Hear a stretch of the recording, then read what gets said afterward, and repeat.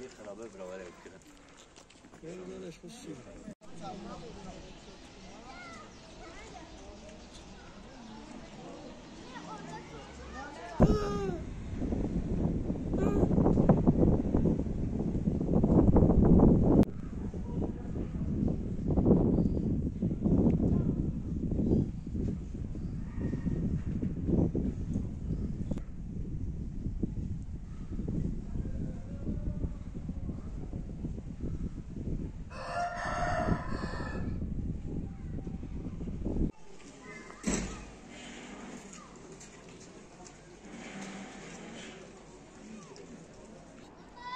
Silvan çok tarihi bir geçmişe sahiptir.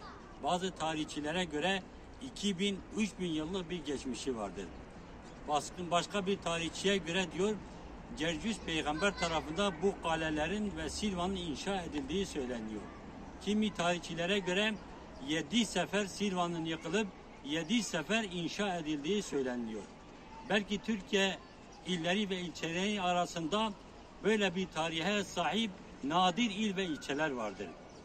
Diyarbakır'dan daha eski bir tarihe sahip olduğu söyleniyor ve bilinmektedir.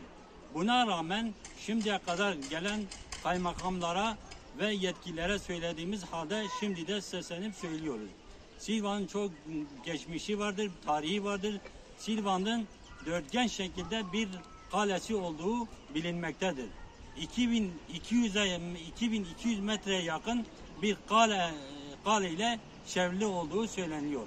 Silvan'ın bu surlara, bu surlara bağlayan 9 kapısı, 50'ye yakın burç ve kalesi vardır. Buna rağmen Silvan'ın bütün kalesi şu an yıkılmış. Arkada görüldüğü gibi Silvan'da kale denilebilecek tek yer burası kalmış. Burası da yıkılmış ve yıkılmak üzeredir. Silvan'ın etrafının surlarla çevrilmesi olması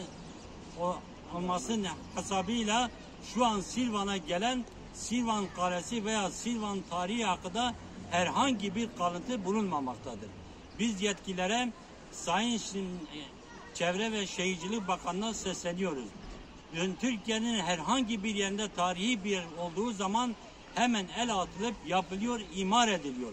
Fakat yıllardır, yüzyıllardır Silvan'ın kaleleri, Silvan'ın tarihi böyle dökülmüş, dağılmış, bitmiş, el atılmıyor, yapılmıyor, kimse sormuyor. Yetkililere sesleniyoruz. Böyle bir tarihe sahip olan Silvan'a sahip çıksınlar. Bu kalelere, bu tarihe sahip çıksınlar. Bir an önce bu kalelerin, bu tarihin imarı için ne gerekirse yapılmasını istiyoruz ve bekliyoruz.